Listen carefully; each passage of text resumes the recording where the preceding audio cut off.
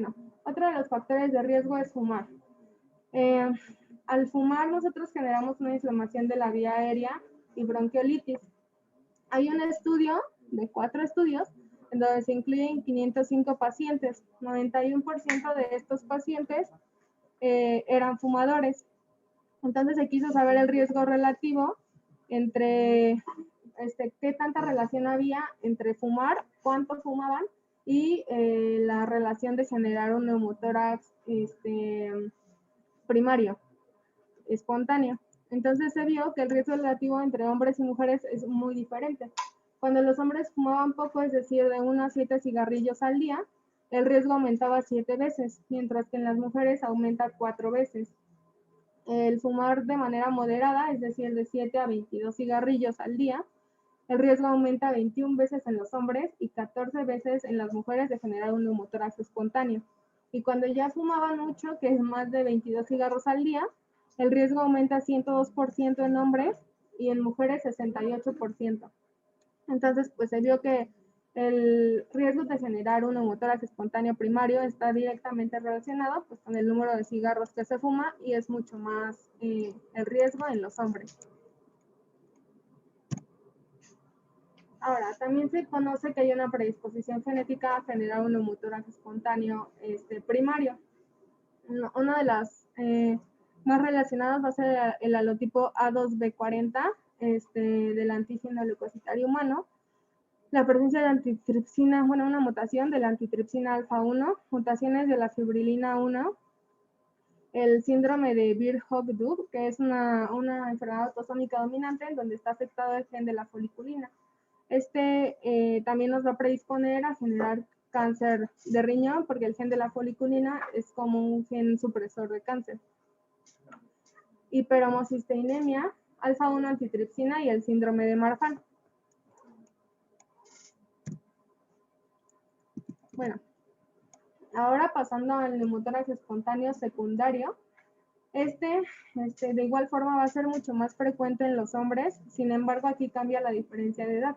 En el primario recuerden que es mucho más frecuente entre los hombres de 10 a 30 o 40 años de edad, teniendo el pico de los 20 a los 30 años.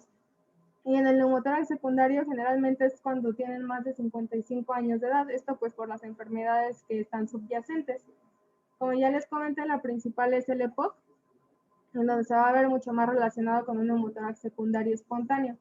La presencia de tuberculosis, el enfisema, la enfermedad intersticial, también se ha visto relacionado con malignidad, ya sea que el tumor primario esté a nivel pulmonar o que haya metástasis, sarcoidosis, fibrosis quística y pues ya.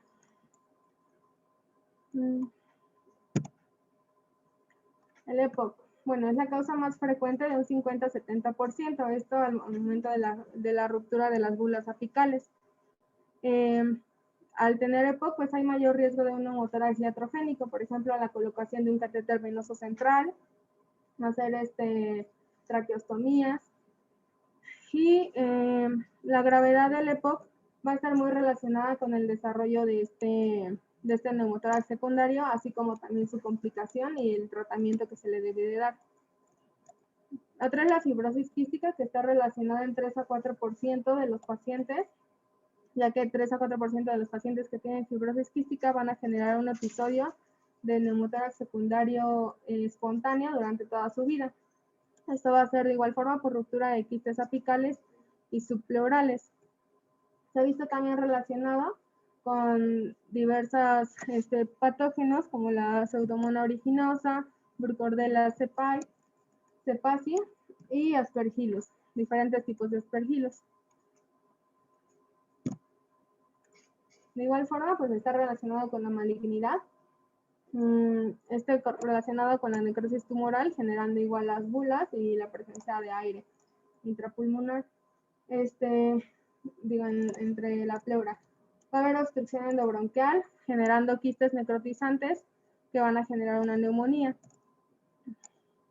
Otra pues va a ser la presencia de infecciones, como en los pacientes inmunodeprimidos con VIH, inmunocistis Hirobeshi, por presencia de neumonías bacterianas, tuberculosis, o también se ha visto relacionado pues ahorita con el COVID.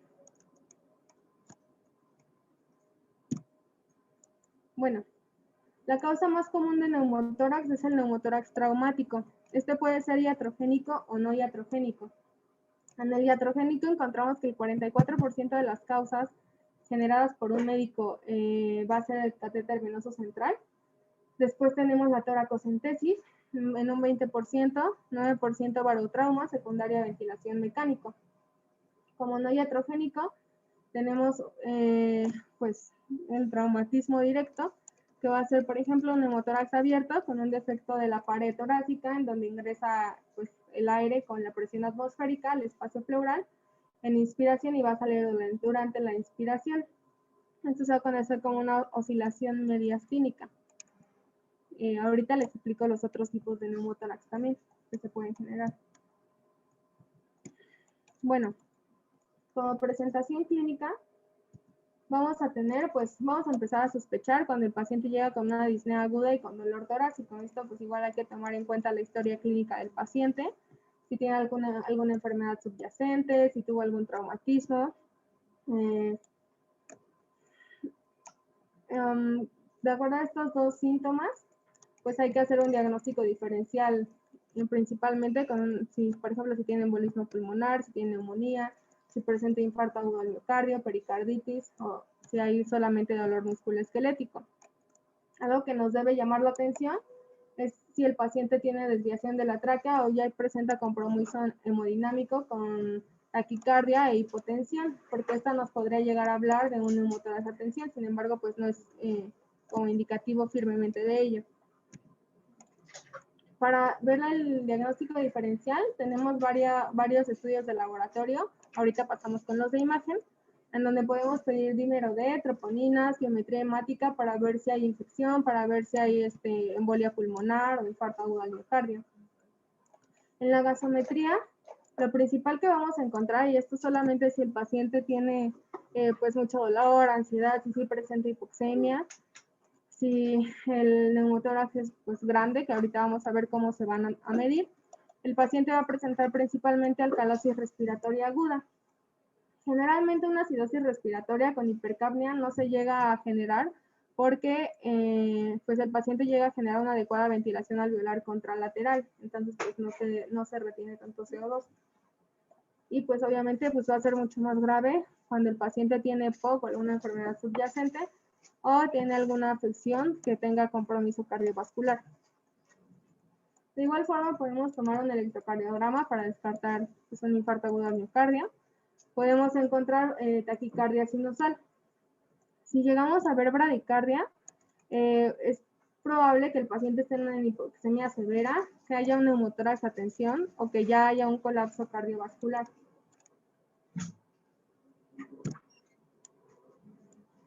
Ahora, la presentación clínica va a estar relacionada, más no directamente, si el paciente presenta un neumotórax pequeño, puede llegar a estar el paciente pues asintomático o asinológico, o un neumotórax grande, en donde ya a la exploración nosotros vamos a encontrar pues el hemitórax agrandado del lado afectado con disminución del murmullo vesicular. Va a haber ausencia de frémito y ausencia de la transmisión de la voz.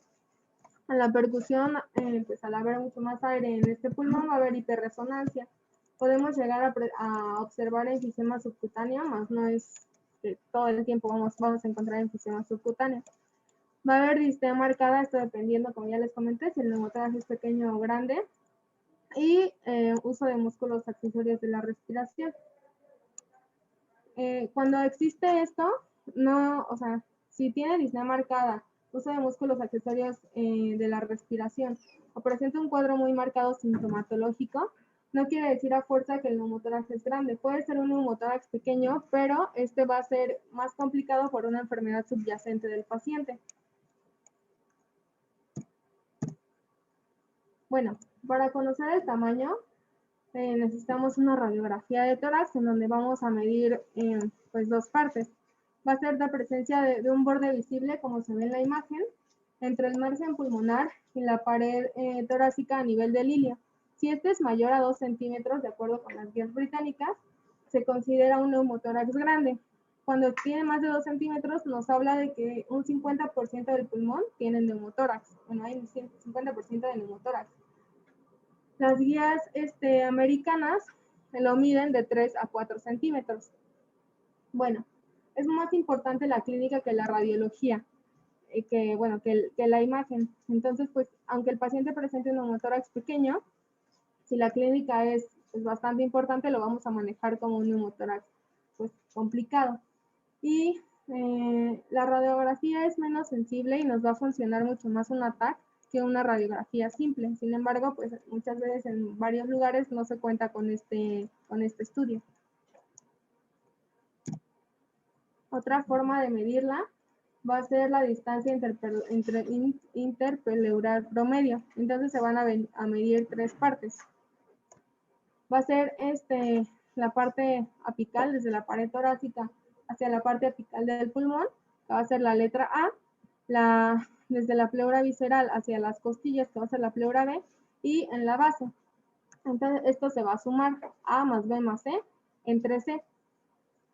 Bueno, entonces es la suma de las distancias entre las costillas y la pleura visceral en el ápice, el tórax medio y la base del pulmón. Esto va a ser en milímetros, va a ser dividida por 3 y se va a estimar el tamaño del neumotórax como un porcentaje del volumen pues del hemitórax. Entonces, estas son las dos formas de medir. Aquí, por ejemplo, ¿alguien quiere describir esta imagen? ¿No?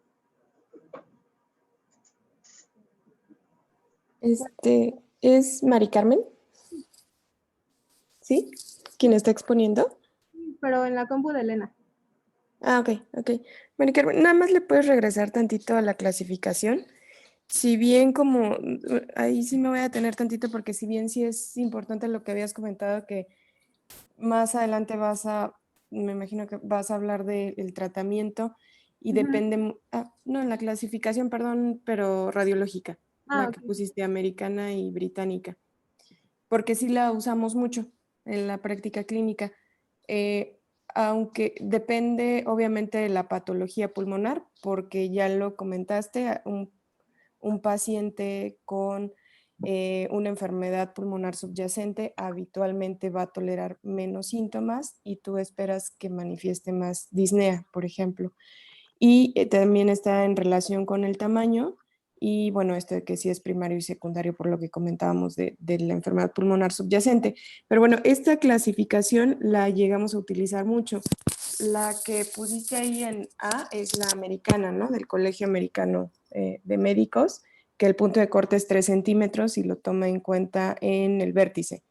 Y la británica es la que está señalada con la letra B, ¿no? Que es a nivel del ilio. Y como comentabas, el sustento es que si está, por ejemplo, en la británica en más de 2 centímetros, aunque tú veas así como que solo son 2 centímetros, se estima que al menos el 50% del pulmón está colapsado. Nada más como hacer énfasis en que sí las usamos mucho. Ok.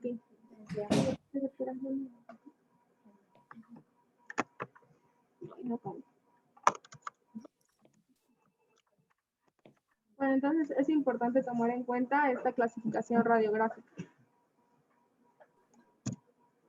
Existe, esta que muestras se usa un poco menos. Hay otra que es el índice de Light.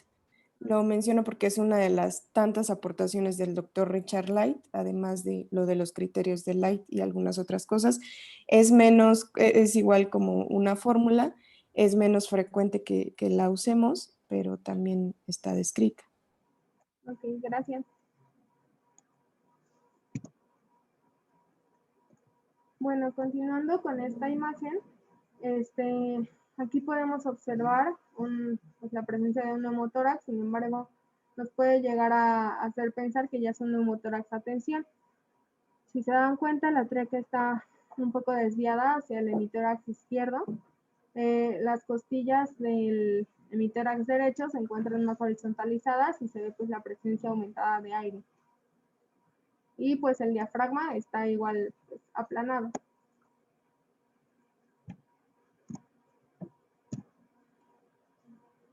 En esta imagen igual podemos observar la presencia de un neumotórax, sin embargo pues no pareciera que que está a tensión. Y ahí podemos observar en las líneas blanquitas cómo se ve la pleura visceral marcada y la presencia de, pues, de más aire del lado de la colita de las flechas, y las flechas pues, nos marcan en dónde está el pulmón.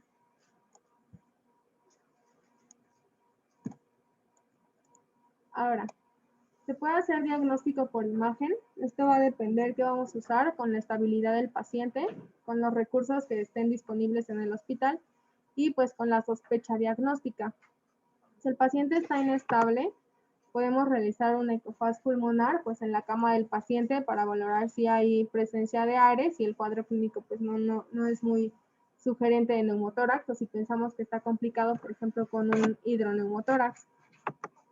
Si el paciente está estable, podemos usar la radiografía de tórax, y cuando hay duda diagnóstica, podemos utilizar la TAC.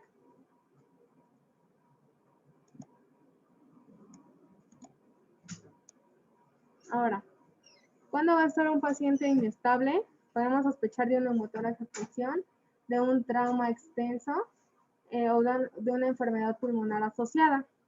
Entonces, pues el primer manejo pues va a ser ABC, con vía aérea, con la respiración y circulación.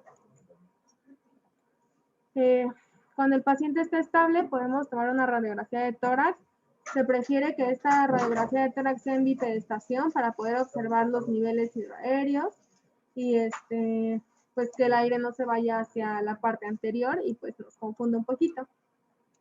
Se puede hacer tanto inspiratoria como expiratoria o ambas, sin embargo, pues generalmente con una inspiratoria es más que suficiente. Otra puede ser la TAC de tórax, cuando tenemos un diagnóstico incierto.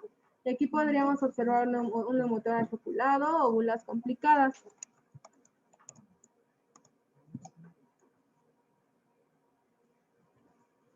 Entonces aquí, por ejemplo, tenemos del lado izquierdo una imagen de un pues, tórax normal, sin presencia de neumotórax.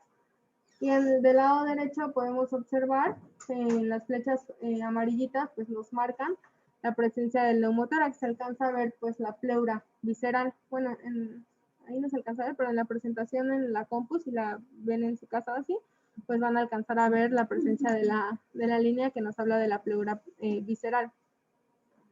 Generalmente las marcas broncovasculares no van a ser visibles más allá del borde pleural visceral, que es el que nos está marcando las flechitas amarillas, a menos que este esté loculado.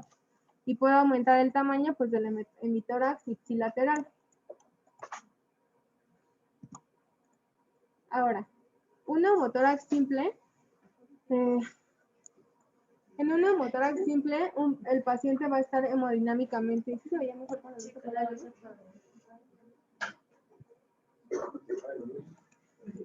neumotórax simple, sí vamos a encontrar un paciente hemodinámicamente estable. No va a haber datos de afección mediastinal contralateral, a diferencia del neumotórax a tensión. Entonces, en esta imagen, pues podemos observar la presencia del neumotórax simple, en donde pues no se observa que haya aumento de la presión intratorácica de ese hemitórax, del hemitórax derecho. A diferencia del neumotórax a tensión, pues como su nombre lo dice, va a haber mucho mayor tensión, y es porque se genera pues un canal que solo va hacia adentro y no saca el aire, entonces solo se va a estar acumulando aire hacia adentro de la caja torácica. Va a interferir con el retorno venoso, generando hipotensión y por ende taquicardia y mayor disnea al paciente. Como lo vamos a ver en la radiografía, va a haber un desplazamiento contralateral de la tráquea hacia el otro mediastino, y pues también va a desplazar un poco mediastino hacia el lado contralateral. Va a haber horizontalización de las costillas del mismo lado, como se ve en la imagen, y aplanamiento del diafragma del mismo lado.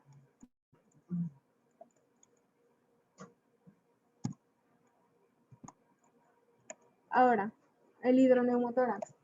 Pues como su nombre también lo dice, es líquido y aire en el pulmón, bueno, a nivel del hemitórax. Va a haber nivel hidroaéreo, vamos a encontrar opacidad si el paciente está acostado. Solo si está parado, pues se va a formar este nivel hidroaéreo. Aquí podemos observar en la imagen.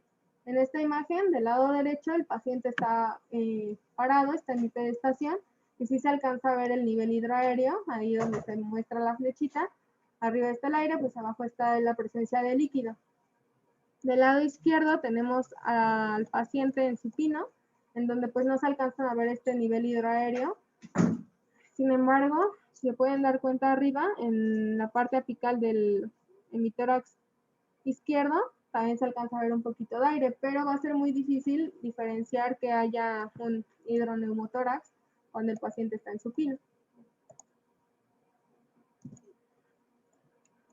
Esta es otra imagen donde el paciente, por ejemplo, aquí está en supino y el aire se va a acumular en la parte apical y alrededor, ahí donde están las flechitas. Y en el paciente en decúbito, pues no se alcanza a ver tampoco mucha diferencia, ¿no? Entre el signo de, bueno, del neumotórax.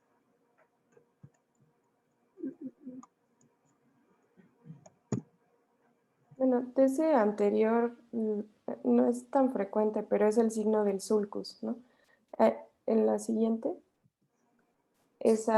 la imagen de la derecha, ahí sí se alcanza a ver neumotórax, o sea, sí se alcanza a ver la pleura visceral, pero a veces no es tan evidente y lo que hace es que el ángulo costodiafragmático se hace más profundo. A eso se le conoce como signo del sulcus. Esta parte del signo del sulcus. Ahí está.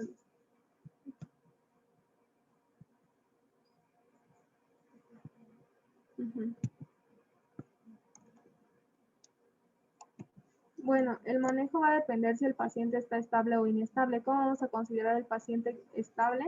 Si tiene una frecuencia respiratoria menor a 24 respiraciones por minuto, una frecuencia cardíaca menos de 120 o más de 60 latidos por minuto, si la presión arterial se encuentra en valores normales y si la saturación del aire ambiente va a ser mayor a 90% y el paciente tiene la habilidad de hablar continuo sin que presente disnea.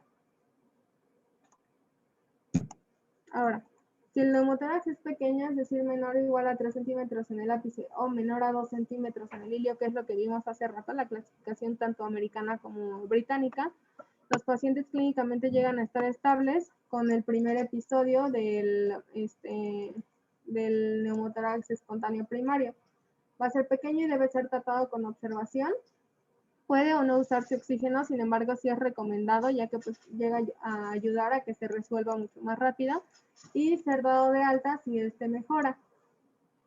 Si el neumotórax es grande, más de 3 centímetros en el ápice, de acuerdo a las guías americanas, o más de 2 centímetros en el ilio, de acuerdo a las guías británicas, las opciones van a ser diferentes e incluye aspiración, toracotomía con tubo torácico o con sonda, con o sin un dispositivo ambulatorio y observación. La elección entre estas opciones va a depender de la gravedad de los síntomas y pues la experiencia del médico que lo va a colocar o va a realizar el procedimiento. Ahora, aquí tenemos un algoritmo en donde podemos observar que si el paciente está estable, tenemos que valorar si es un neumotórax recurrente y si tiene alguna indicación del paciente de drenaje, tomando en cuenta si es hidroneumotórax o neumotórax atención. Pero pues si es neumotórax atención, generalmente el paciente no está estable. Si el paciente está inestable, debemos hacer un manejo inmediato, colocación de tubo o de catéter por toracostomía. Como alternativa podemos usar de igual forma la aspiración. Bueno, si el paciente está estable, entonces, y si tiene un neumotórax recurrente o tiene alguna indicación de drenaje, entonces se va a colocar el tubo por medio de toracostomía con catéter. Si no tiene neumotórax recurrente o no tiene ninguna indicación de drenaje, pues solo se va a tomar la radiografía y vamos a valorar si se puede hacer observación y el uso nada más de oxígeno. Bueno, tomando en cuenta el tamaño, pequeño o grande. Si el neumotórax es pequeño, vamos a observar, como ya les comenté, se puede o no utilizar el oxígeno, sin embargo es recomendado el oxígeno suplementario por 6 horas a 6 litros por minuto para que el paciente alcance una saturación mayor o igual a 96%. Si el neumotórax es grande, entonces vamos a necesitar aspiración por catéter hasta que la resistencia caiga a 4 litros de aire y estos 4 litros hayan sido removidos. Si encontramos resistencia con antes de 4 litros removidos, vamos a repetir la radiografía a las 4 horas. Si no hay resistencia o ya se sacaron 4 litros pues, por medio de esta sonda, vamos a colocar un tubo, vamos a hacer una toracostomía por cateterización. Vamos a valorar si ya hubo reexpansión y si los síntomas pues han disminuido o ya cesaron por completo.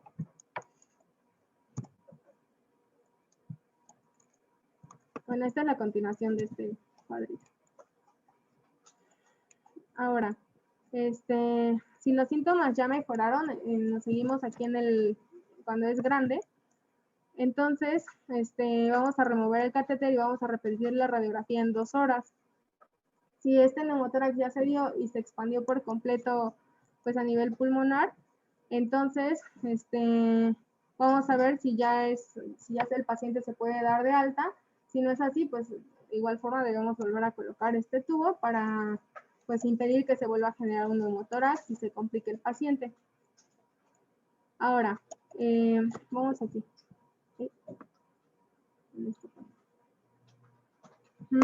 Esta línea grande viene del neumotórax pequeño, entonces pues ya para juntar ambas partes, si el neumotórax está estable y mejora, entonces vamos a valorar si el paciente necesita todavía estar en la sala de urgencias.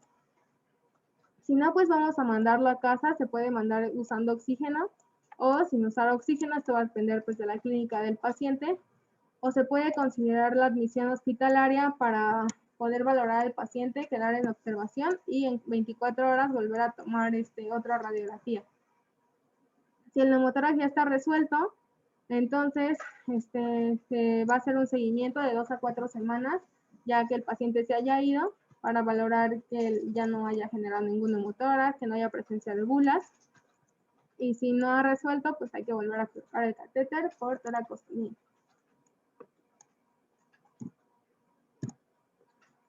Ahora, bueno, la observación va a ser mientras se recibe el oxígeno suplementario. Debe durar, como ya les comenté, entre 4 y 6 horas. Después se debe realizar una radiografía de tórax. Se recomienda que sean de 6 litros por minuto para alcanzar la saturación ya mencionada, mayor a 96%. Si la radiografía no muestra progresión o mejora el tamaño del neumotórax, el paciente se va de alta a su casa sin oxígeno con instrucciones de regresar si los síntomas llegan a empeorar. Cuando el paciente requiere ingreso, el oxígeno debe continuarse mientras el paciente está hospitalizado y pues mientras tenga este neumotórax. Esto va a ser independiente de la disposición del paciente, o sea, se tiene que hacer. Y normalmente se va a realizar una radiografía entre las 12 y 48 horas después del uso. Después de esto, si en la radiografía se ve que el neumotórax ya resolvió, se va a hacer un seguimiento de las 2 a 4 semanas con radiografía de tórax repetida y pues se va a recibir, bueno, tenemos que dar al paciente instrucciones para que esté atento a los síntomas que presente. Si el paciente no mejora o empeora después de estas 12 a 48 horas, entonces se debe eliminar este aire con catéter o toracostomía con un tubo torácico. Ahora, la aspiración es otro de los procedimientos que se pueden realizar y se llega a realizar a ciegas, sin embargo, pues también se puede hacer con una guía ecográfica. Se va a insertar un catéter de 8 a 9 French sobre una aguja inductora en el espacio pleural. Generalmente, o se debe hacer en el segundo espacio intercostal, en la línea medio clavicular, como se muestra en la imagen. Y el catéter se va a conectar a una llave de 3 vías. Se puede aspirar el aire y el catéter se va a insertar más profundamente en el espacio pleural y luego se va a retirar la aguja. Una vez que esta aguja ya está en su lugar, el aire se aspira manualmente con una jeringa, generalmente de 60 cc o lo podemos hacer con 20, conectada a la llave de paso. Esto es en la aspiración. Ahora, debe continuarse hasta que se encuentre la resistencia ya mencionada de 4 litros de aire. Hay algunas pautas, como de las guías de la Sociedad Británica de Tórax, que sugieren que no se deben extraer más de 2.5 litros. Sin embargo, aquí en la experiencia de este autor, al final busca las referencias, que son varios artículos, se sugiere que se puede extraer hasta 4 litros y volúmenes mayores de 4 ya sugieren que hay existencia de fuga de aire persistente y que es poco probable que el pulmón del paciente pues, llegue a expandirse. Si esto ya se expandió por completo y los síntomas mejoraron, se puede retirar el catéter. Después de 2 horas se observa al paciente y se debe realizar otra radiografía de tórax. Si el pulmón del paciente permanece expandido, entonces puede ser dado de alta con seguimiento clínico y radiografía de 24 a 48 horas. Y por último tenemos la toracostomía con sonda o catéter. Esto se genera principalmente cuando el paciente está estable, pero falla en la observación o a la aspiración. Entonces, en los pacientes inestables puede ser debido a un neumotórax. En los pacientes con neumotórax espontáneo primario recurrente también se les debe realizar la toracostomía, ya sea con sonda o con catéter, colocada para sellar y deben ser admitidos, deben ser ingresados a hospitalización. Esto se va a basar con la alta probabilidad de empeoramiento clínico y el mayor riesgo de recurrencia en estos pacientes. Entonces, pues por eso todos deben ser ingresados. Y creo que ya es la última. En la mayoría de los pacientes se va a colocar un tubo torácico de pequeño calibre, es decir, menor o igual a 22 French, o un catéter torácico menor o igual a 14 French. En la mayoría de los casos, un tubo pequeño es suficiente para el drenaje solamente de aire, cuando solo hay neumotórax. Del calibre de 22 a 28 French se recomienda cuando el paciente está inestable o cuando tiene neumotórax a tensión, cuando también tiene un drenaje como un hidroneumotórax o como ya presencia de empiema o de sangre. Si se aplica succión, generalmente comienza con tasas menores de 10 centímetros de agua y vamos a aumentar hasta 20 centímetros de agua, utilizando el sistema de alta presión y de bajo volumen, pero pues eso ya es, bueno, los que realizan la toracostomía. Debe evitarse otras formas de succión que utilicen sistemas de alta presión y de alto volumen o baja presión y alto volumen. Y esos son los manejos que se van a realizar pues, en el paciente. Y eso es todo, doctora.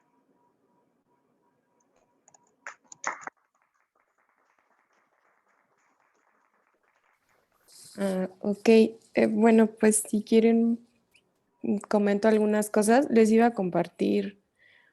¿Pantalla? Sí, pero no sé si pueden.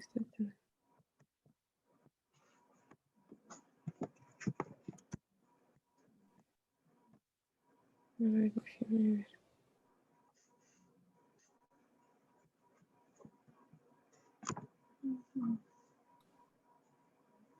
Nada más así como rápido lo que comentabas al principio, porque creo que como que se incluyó algo de fisiología, porque tal vez después vean esto de lo del gradiente de presión transmural. En cuanto a la mecánica de la respiración, nada más recordar que toda la parte de la inspiración inicia con un estímulo a través del centro respiratorio, que sabemos que está en el tronco encefálico. Va a enviar un estímulo a los principales músculos de la respiración. El principal es el diafragma y bueno, también contribuyen los intercostales externos. Recordemos que esto hace que pues, el desplazamiento del diafragma hacia abajo y el movimiento de los intercostales hace que se movilicen pues, toda la parrilla costal, lo que conocemos como un movimiento en asa de Walde, y bueno, pues aumentan todos los diámetros del tórax, tanto en el anteroposterior, el transversal, el longitudinal. Y este aumento del volumen del tórax, como ya comentabas, la presión intrapleural va a ser habitualmente negativa, varía un poquito de la parte del ciclo, en qué parte del ciclo respiratorio se encuentre, pero generalmente va de -3 a -5. Y comentabas algo de la presión transmural. La presión transmural va a ser la diferencia entre la presión interna, que es la alveolar, y la presión externa, que es la intrapleural. De hecho, para que se dé esta parte de la mecánica de la respiración, o sea, los flujos hacia adentro y afuera del alveolo, es de manera inicial por un aumento de esta presión transmural. De hecho, Mari Carmen comentaba que la presión alveolar al inicio, bueno, al final de la expiración, o sea, cuando no hay flujo ni hacia afuera del pulmón ni hacia adentro, es porque la presión que está a nivel de la atmósfera y la que está en el alvéolo están iguales. Recordemos que esto es didáctico, la presión atmosférica pues va a ir en relación a la altitud, pero para términos de que se considere que está igual tanto afuera como adentro, por eso se toma en cuenta esto de 0 centímetros de agua. Entonces, cuando no hay flujo hacia ningún lado, estas presiones son iguales. Toda esta serie de pasos que comentábamos, o sea, el estímulo del centro respiratorio, la activación de los músculos inspiratorios, el que se negativice más la presión a nivel pleural, va a ocasionar al final un aumento de esta presión transmural, que esta presión se va a dar pues a lo largo de toda la pared del alvéolo, va a hacer que aumente el volumen y si recordamos hay una ley que es la ley de Boyle, que dice que cuando aumenta el volumen disminuye la presión y esta disminución de la presión, porque de hecho tú comentabas al inicio de la inspiración está en -1, eso es lo que origina un gradiente para que el flujo de aire vaya de donde hay menos, perdón, de donde hay más a donde hay menos presión. Entonces, más o menos es lo que comentabas de las presiones. Ahora, creo que, a ver, iba a comentar algo más acerca del neumotórax. Ya. Otra cosa, bueno, les voy a comentar algo más y algo que también me parece importante es evaluar cuándo ya podemos retirarlo, ¿no? Porque es algo que también a ustedes les toca ver mucho. Entonces, yo comentaba que sí utilizamos mucho estas clasificaciones porque además de síntomas también nos guiamos un poquito del tamaño, sobre todo para el manejo. La ecografía es una herramienta que nosotros podemos utilizar, nada más hay que recordar, si tienen la oportunidad de tenerla, por ejemplo, en urgencias o en algún sitio, recordemos que, de hecho, aquí hace la diferencia de cómo se ve un pulmón normal a cómo se ve un pulmón con neumotórax, esto en el modo M.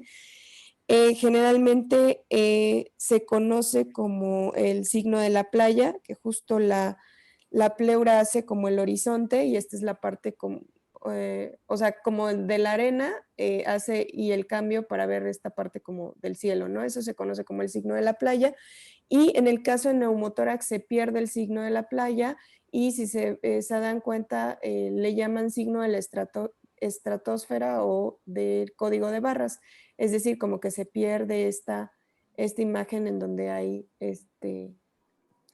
pulmón.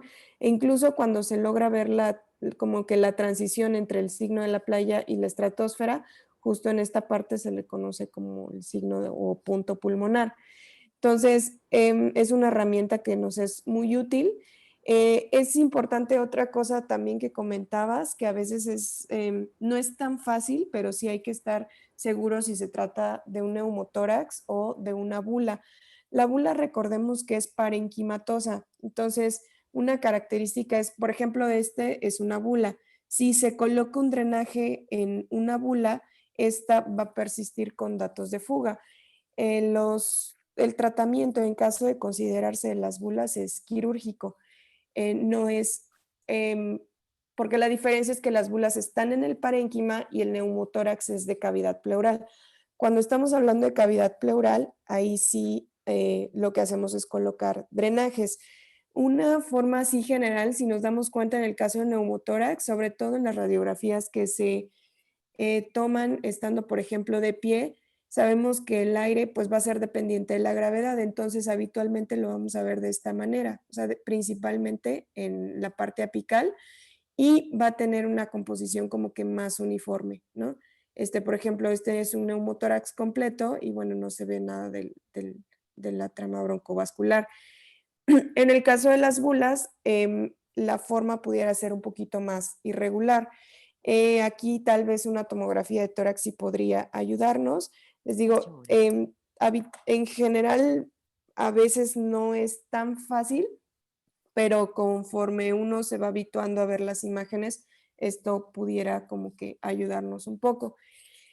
En el tratamiento, en general, de los cuadros que se presentaron, o por ejemplo esto que está en la BTS, que si bien las guías británicas se publicaron desde el 2010, me parece que es como un algoritmo un poquito sencillo de ver. Recordemos que pues todas las guías que se publican se tendrían que adecuar a nuestro medio. Finalmente los británicos tienen como que su manera de cómo ver a los pacientes, y esto lo menciono porque sí hay neumotórax en los que ellos sugieren, sobre todo cuando son pequeños y sin síntomas, sugieren que el seguimiento pudiera hacerse pues de manera ambulatoria. Eh, mm, a mí me parecería que a veces en nuestro medio es un poquito complicado, ¿no? Yo creo que siempre hay que evaluar el contexto del paciente y aunque ellos sugieren que, por ejemplo, se pueden dar signos o datos de alarma y que regresen al área de urgencias, tendríamos que evaluar qué tan accesible sería esta medida en nuestro medio. Entonces, la parte importante del tratamiento, si nos damos cuenta, se divide mucho en primario y secundario. En el primario, en el que no tienen patología pulmonar, pues esperaría que los síntomas no sean tan acentuados y se les da un poquito más de oportunidad, por así decirlo, para el manejo. Ellos los dividen acá, sobre todo en cuanto al tamaño y como se comentaba, lo principal van a ser los síntomas. Entonces, por eso comentaba que si son pequeñitos y no tienen síntomas, ellos sugieren que se puede egresar y dar vigilancia o que si tiene síntomas se pudiera aspirar. Las aspiraciones se pueden hacer con catéteres de pequeño calibre. En nuestro contexto, o al menos en el hospital, es complicado porque no tenemos, hasta donde yo recuerdo, por ejemplo, estos catéteres que se pueden utilizar para pleura, que bien se comentó que habitualmente se colocan a nivel del segundo espacio intercostal y línea medioclavicular. Hay algunos que se pueden colocar y se puede hacer la aspiración. Está en controversia este punto de corte de cuánto puedes aspirar. En la práctica, la realidad es que, por ejemplo, yo he utilizado más esto de 2.5 litros, más que lo de los 4 litros. O sea, lo que te quiere decir es que si tú estás aspirando mucho aire, probablemente tenga, o sea, la fuga persista, es decir, se siga formando el neumotórax y quizás sea un poquito más complicado que se resuelva con la pura aspiración y lo que más se vaya a requerir es un drenaje. Entonces ellos proponen esta práctica de tal vez darlos de alta o incluso aspirarlos y que si ninguna de estas medidas funciona, ya colocar un drenaje. En el caso del calibre, lo que se ha descrito es que no hay diferencia entre pequeño y gran calibre a menos que esté compuesto, como ya comentabas, por ejemplo, hidroneumotórax. Ustedes van a ver que por ejemplo, nosotros, generalmente si estamos ante un escenario de un hidroneumotórax, ya sea porque el líquido sea citrino o más, por ejemplo, si llega a ser purulento o que tenga un componente hemático, habitualmente les vamos a poner sondas endopleurales al menos de 22 French. Generalmente si es o sea, un componente de aire líquido, no nos vamos por la decisión de un catéter de pequeño calibre. Generalmente esto lo hacemos en caso de que fuera nada más un neumotórax. Y si vemos en el neumotórax secundario, que ya vimos que son pacientes que van a tener patología pulmonar de base, en ellos casi siempre no damos como que tanta oportunidad, por ejemplo, a que se vayan de alta, se inicia, ya sea directo con la aspiración o con el drenaje. Por nuestro medio, lo más seguro es que se llegue a colocar al menos un drenaje. Esta parte de la clasificación también para nosotros es importante porque tal vez, no sé si de repente en las interconsultas que hayamos visto si el neumotórax es pequeño, o sea, por ejemplo, que fuera menos de 2 centímetros y que no tiene síntomas, la realidad es que está descrito que se puede absorber el neumotórax de manera fisiológica aproximadamente 2% por día. Y esta absorción se puede aumentar con el oxígeno y el oxígeno tiene que ser a altos flujos. De los dispositivos que tenemos para administración de oxígeno, cuando ya lo consideramos a partir de alto flujo, es el administrador de oxígeno de alto volumen o que comúnmente se conoce como Puritan. Entonces, por eso pudieran ver que si es un neumotórax pequeño, que no tiene síntomas y que nosotros podemos considerar que se puede resolver con oxígeno, lo hacemos pero con el Puritan. Se describe que la colocación de oxígeno a altos flujos puede aumentar la reabsorción hasta 4 veces. Si la decisión fue colocar un drenaje pleural, pues ahí el tratamiento es el drenaje pleural y no haría tanto sentido el oxígeno a alto volumen como con el Puritan, a menos de que el paciente esté cursando con hipoxemia. Pero si, por ejemplo, nosotros al colocar el drenaje se está corrigiendo la parte del neumotórax, se esperaría, y que este mejore, se esperaría que al mejorar el neumotórax, pues mejore la hipoxemia en caso de que esta se presente. No sé si, bueno, de esto del tratamiento hasta acá, no sé si haya como alguna duda.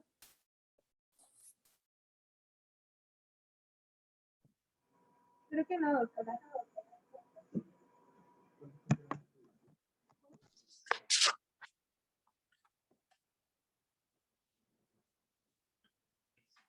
Ok, otra cosa que me gustaría comentar, una parte importante es el manejo del sello.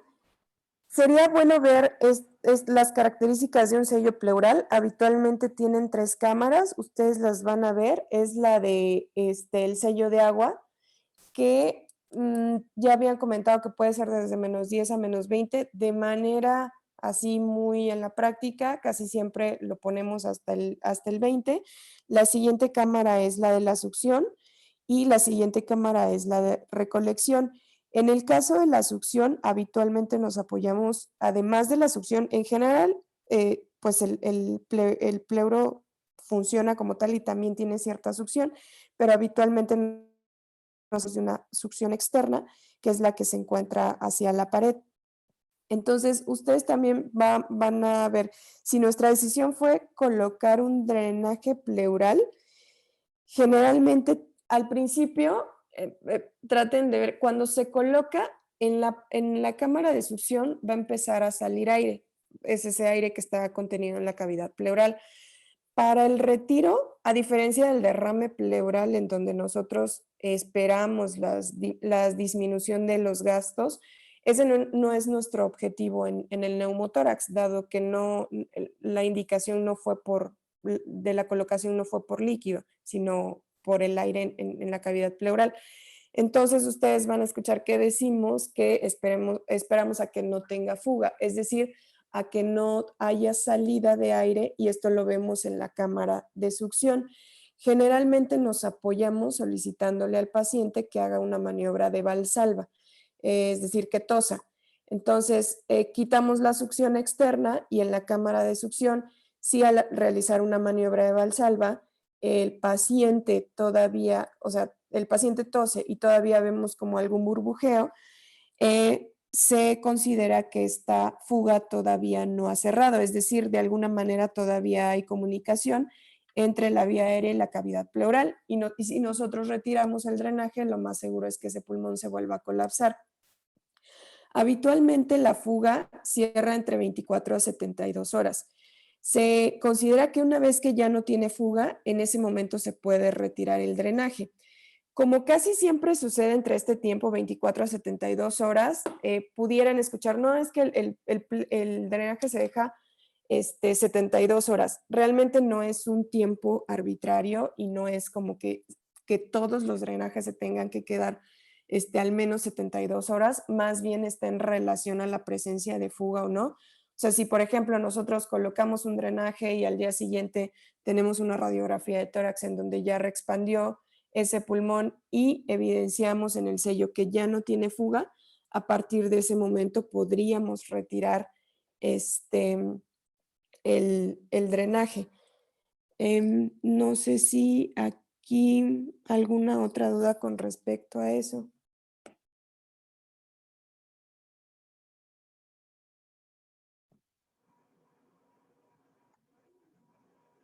Doctora, y cuando retiramos el drenaje, ¿podemos dejar al paciente igual con el Puritan, con oxígeno, o lo quitamos también luego? En teoría, si ya se confirmó, el pulmón ya reexpandió y se lo retiramos, y nosotros previamente ya nos aseguramos que no hay fuga, sin problema se podría dejar sin el Puritan. En el momento del retiro de la sonda, que de hecho otra cosa que se comentó en la clase es esto de que el pulmón tiene procesos de retracción elástica hacia adentro y la caja torácica hacia afuera.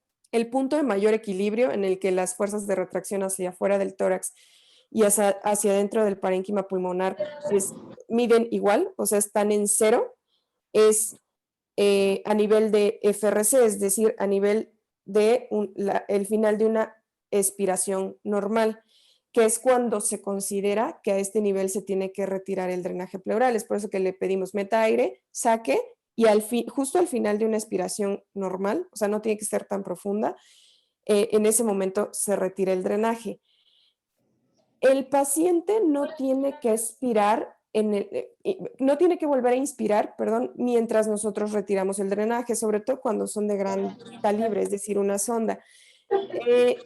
En la práctica a veces pudiéramos llegar a hacerlo si al momento de retirar nos queda la duda que el paciente vuelva a inspirar, porque sí pudiera ser que durante el retiro vuelva a haber entrado un poquito de aire y entonces podríamos dejarle el Puritan. A veces es como un poquito más para tranquilidad propia, pero realmente no es como algo que esté completamente indicado.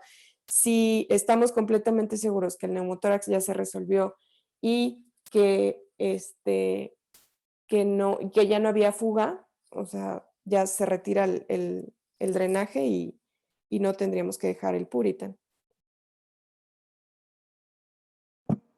Gracias. Gracias.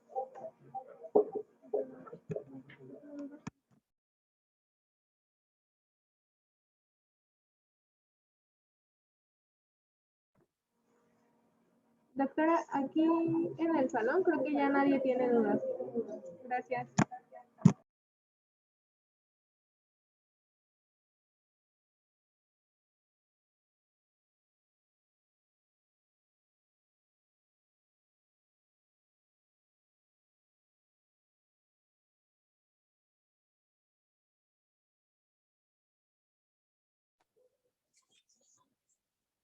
Pues muchas gracias, doctora Gloria, por apoyarnos en el módulo de Neumo. Y si ya no hay más dudas, entonces pues nos veríamos el día de mañana para la siguiente clase. Ok, doctor. Pues muchas Muchas gracias gracias. a ustedes por la Cuídense. invitación. Gracias. Sí, cuídense mucho. Hasta luego. Bye.